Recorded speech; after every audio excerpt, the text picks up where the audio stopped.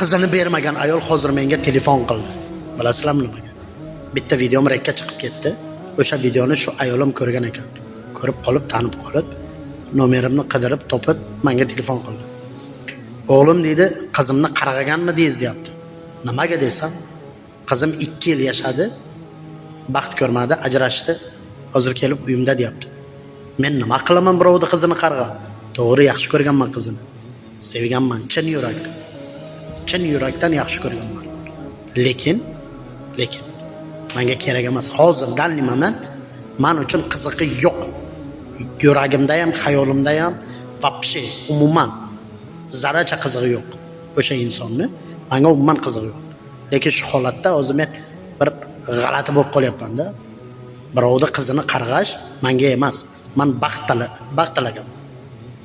Mana chunki 2 farzandim bor. Bir qiz, bir o'g'lim bor. Men ham ertaga kimgadir qizimni uzataman. Kimgadir meni qizim kelin bo'lib boradi. Shuning uchun hech qachon birovni qiziga yomonlik tilamayman, tilamaganman ham. Hech qachon bu ish menga shaxsan regarlik bola Orzubekka mos emas, xos emas. Sog' bo'linglar.